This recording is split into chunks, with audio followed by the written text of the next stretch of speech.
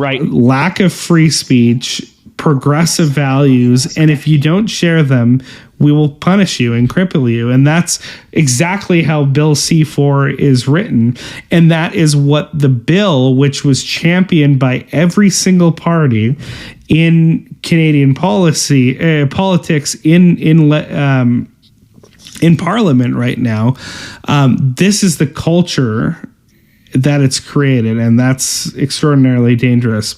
But Andrew, not only do the courts not only are they saying it's bad to call out the sexualization of children, we also have elected officials saying they fully support the murder of innocent preborn babies. The same, and just so we're clear, these are the same officials that voted in favor of Bill C-4. These are the same people, right? Yeah. Oh, so not surprising. For sexualizing children, the ones that aren't killed in the womb. That's what we need to understand. And the crazy part, Andrew, is when we say this, we're not talking about the Liberals and the NDPs and the Greens and the Bloc Québécois. That's a given, right? We already know that these parties support child sacrifice, and they support the continued performance of child sacrifice with absolutely no legal restrictions. But what we're talking about, Andrew, is the conservative leader, Pierre Poilievre. And this is from LifeSite News. The Conservative Party leader, Pierre Poilievre's wife, has revealed that she and her husband fully support killing babies through abortion in Canada.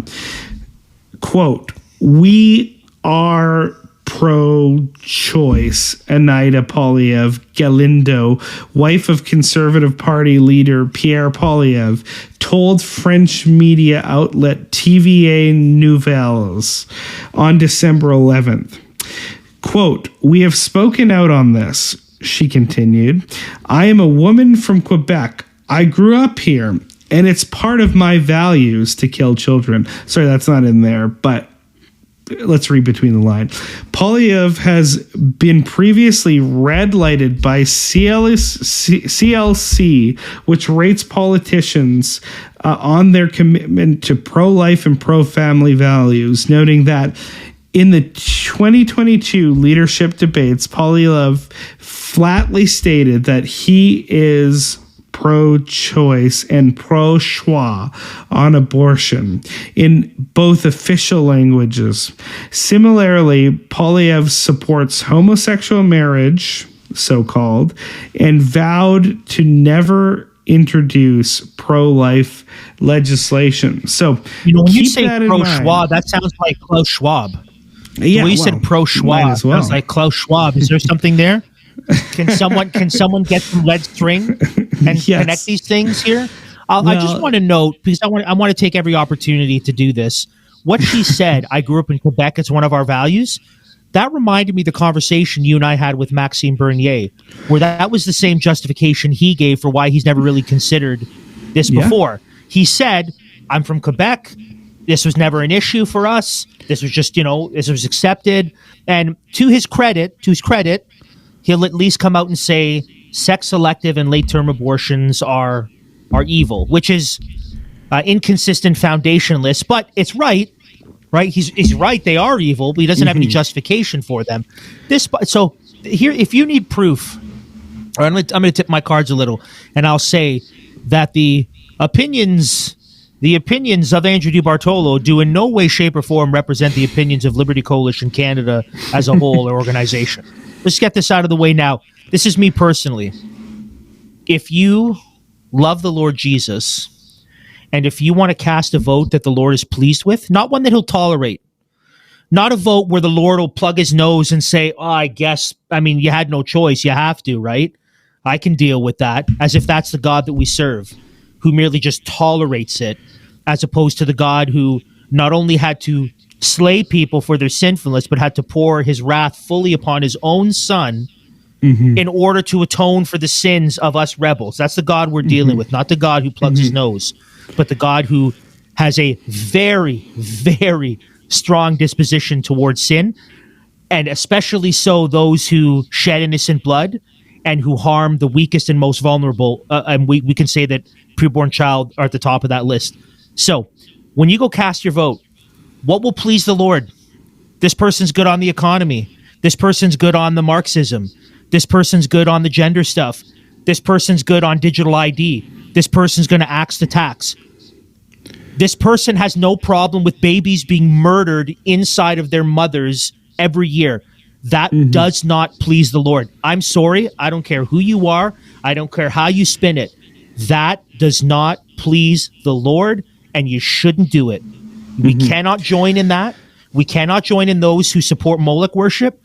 And I will say, again, this is me, there's one federal party, top to bottom, that has no room for the slaughter of innocent babies, but that is also pro-marriage as God has designed it, and is also very much against all of the extreme sexualization and Marxism, and that's a Christian Heritage Party. So I'm not telling you who to vote for, but what I am telling you is this: when you go cast your vote, will you vote for a man in Poilievre and his party that has no problems with murdering babies and said nothing when the table was set for pastors to be arrested for counseling sexual sinners? Will you vote for someone like a Maxime Bernier, who might be good on a lot of stuff, but who is okay with 80,000 of the babies that are murdered each year? Or will you vote for someone that may not tick all of your boxes, might not be charismatic? Oh, they're not going to win. Is that what we're after as Christians? Are we playing the pragmatics game? Or are we principled in doing what honors the Lord and what pleases our King? Do what pleases the Lord. You be obedient. Let God deal with the results. It's important those comments are important, because we have to understand reactionaries are revolutionaries too. And the fact of the matter is, what are we aiming at as a country in our politics? Better than Justin Trudeau? Really? That's not hard to do. That's not a high bar. Is that all we're aiming at? Are we being pragmatists, like you're suggesting, that all that we need to do right now is get this guy out, and then we'll get to the real policy debates and stuff like that? I don't think that honors God in voting, in casting a vote for someone who, I mean, they're proud of the fact that they are supportive of the same godless Herodian attitude as Justin Trudeau. It's what did the Lord say when Israel said, "We want a king like the other kings"? Now, obviously, they wanted a king better than the other kings, right? We want our guy to be better than Nebuchadnezzar. We want our guy to be better than the king of the Assyrians, but we want him to be like him. So if you're going to vote for a king, a leader who's maybe better than Justin Trudeau, but like him in so many ways, what's the Lord's response? Fine.